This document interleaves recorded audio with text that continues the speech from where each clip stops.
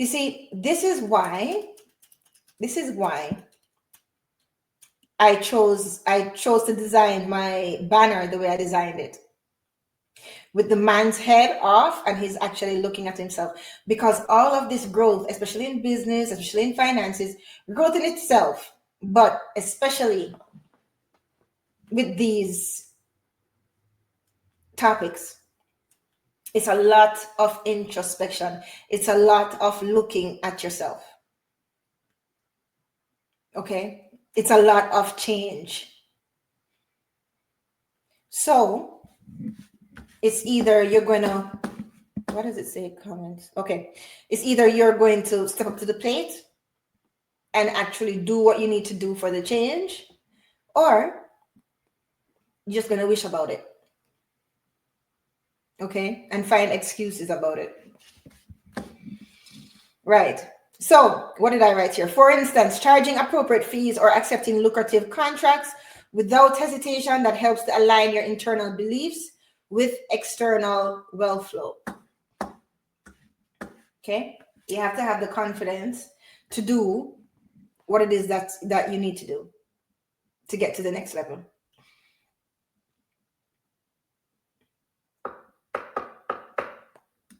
Next.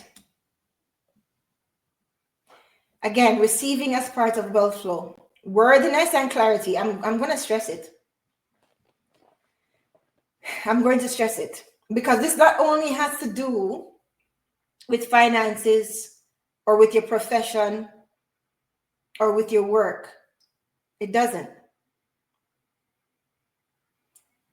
It also has to do with everything else in life, even with relationships. It does. It does. Right? Many people sabotage wealth by rejecting receiving. And listen, receiving doesn't only mean monetarily either. Sometimes that receiving is advice. Good advice from people who actually care or people who actually know what they're talking about. So if you're obstinate, if you're obstinate, that means that, you're hard-headed, you're hard-headed and bullish and stubborn. Yeah, stubborn. Okay.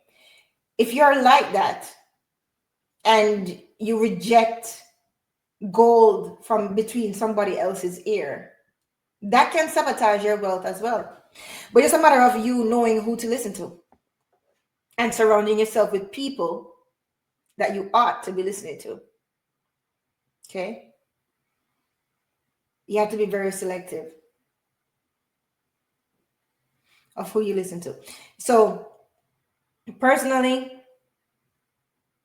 when it comes to business, I seek out people who are better than me, or people whose lives reflect where I want to be, right?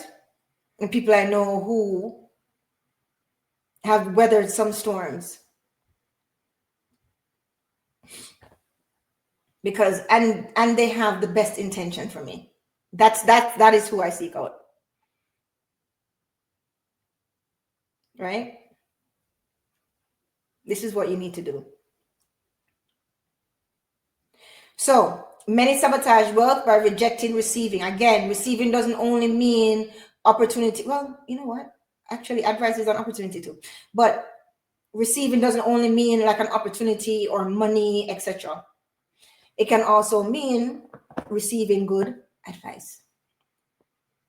Now, feeling worthy and clear about desires is essential. I said that before. Feeling worthy and clear about your desires, that's essential.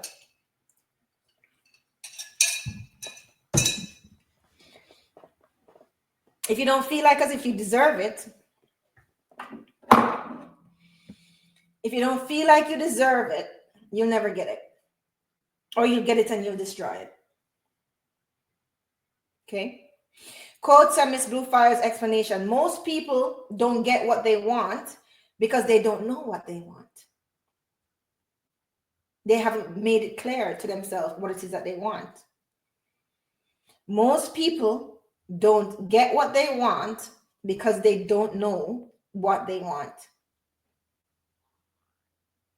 Being open to receive, that sustains money flow. And that means in regarding to knowledge, new knowledge, being open to receive new knowledge. You know, sometimes like you talk to people, some people, and they clearly have a problem. They asked you for advice, and you're giving them that advice, and they're not even listening. It's just like you're pouring into a full cup. Nothing can go in. You're pouring into a full cup. It's just overflowing. Since you know everything already, why are you asking me? Why bother ask? If you're not open to receiving and you reject that receiving, what is the point? Since you know everything, go on your merry way then. I don't have the time for you. Right?